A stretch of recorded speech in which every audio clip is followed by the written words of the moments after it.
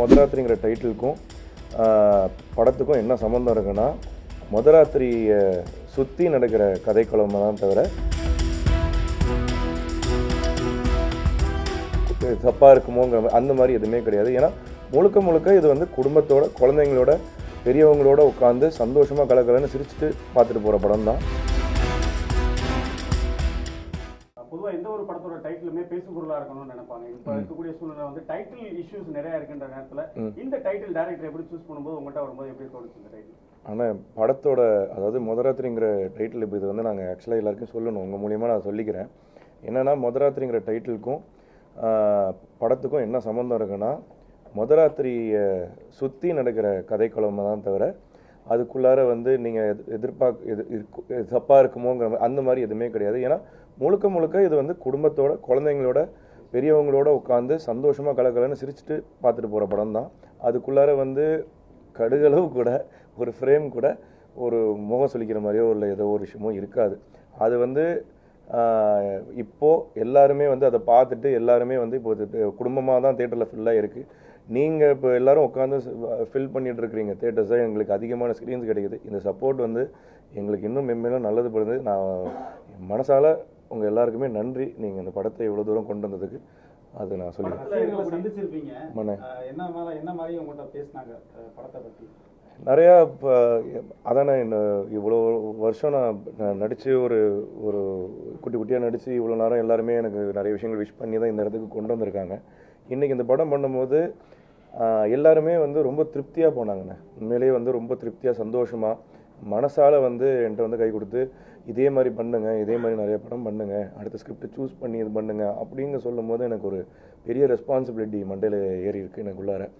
அது நான் வந்து அடுத்த விஷயங்கள் வந்து உண்மையிலே ஃபேமிலிஸ் உள்ளார சந்தோஷமாக திருப்தியாக போகணுங்கிறதுக்கு உண்டான கதைகளும் படங்களும் பண்ணணும்னு நான் விருப்பப்படுறேன். அடுத்தடுத்து கண்டிப்பாக இந்த விஷயங்களை நிறைவேற்ற நான் ஏமாற்ற மாட்டேன். ஒவ்வொருத்தருக்குமே ஒரு எய்ம் இருக்கும். இந்த படத்தில் வரும்போது நம்ம இந்த கேரக்டர் இந்த டயலாக் வந்து பேசு பொருளாக இருக்கும் அப்படின்ற மாதிரி ஸ்க்ரீனில் நீங்கள் ரசிகரோடு பார்க்கும்போது எந்த சீன் கிளாஸ் ஆகலாம்? அது நிறைய பேர் வந்து இன்ஸ்டா ரீல்ஸில் போட்டிருந்தாங்க. அந்த கடைசியில் ஒரு அது டைலாக்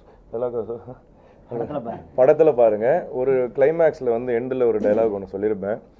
நிறைய பேருக்கு வந்து ரொம்ப கனெக்ட் ஆகிருக்கு போல இருக்குது. எல்லாருக்கிட்டையும் ரொம்ப கனெக்ட் ஆகிருக்கு. ஸோ அதனால் அது படத்தில் பாருங்கள், உங்களுக்கு கண்டிப்பாக பிடிக்கும். இப்போ ரீசெண்ட் டேஸில் ஒரு சில படங்கள்லாம் வர்றது வந்து தேட்டரில் பெருசாக கனெக்ட் ஆகாமல் ஓடிடியில் வந்ததுக்கப்புறம் பெரிய டாக் ஆகும். இந்த படத்தை அந்த மாதிரி மிஸ் பண்ணிடக்கூடாதுன்னு நீங்கள் ஆடியன்ஸுக்கு என்ன சொல்லுவீங்க? ஆனால் கண்டிப்பாக வந்து ரிலீஸ் ஆகிற முதல் நாள் டயத்துலலாம் இந்த மாதிரி ஆகிடக்கூடாதுன்னு நான் உண்மையிலே பயந்தேன். ஆனால் உண்மையிலே சொல்கிறேன், தேட்டர் விசிட் நான் போக ஆரம்பித்ததுலேருந்து எல்லா ஷோவுமே வந்து ஆல்மோஸ்ட் ஹவுஸ்ஃபுல்லாக தான் இருந்திருக்கு. எல்லா ஃபேமிலி க்ரௌட் வந்திருக்கு.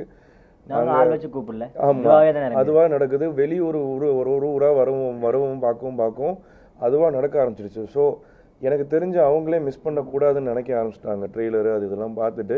அண்ட் இதே சப்போர்ட் வந்து இப்படியே கண்டினியூ ஆகி நான் கேட்டுக்கிறேன். 2-3 பேர்லாம் வந்து 2வது வாட்டி பார்க்குறேன், 3வது வாட்டி பார்க்குறேன்னு சொல்லிலாம் சொன்னாங்க.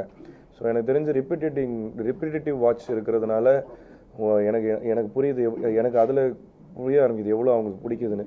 ஸோ கண்டிப்பாக எனக்கு தெரிஞ்ச தேட்டர்லேயே அவங்க எல்லாருமே பார்த்துருவாங்கன்னு நம்புகிறேன். மிஸ் பண்ணிடாதீங்க. பட் ஸ்டில் நான் சொல்கிறேன், அடுத்த வாரமும் வருது, இன்னும் தேட்டர்ஸில் ரன் ஆகுது. உங்களால் ஸ்க்ரீன் ஷோஸ் அதிகமாக இருக்குது.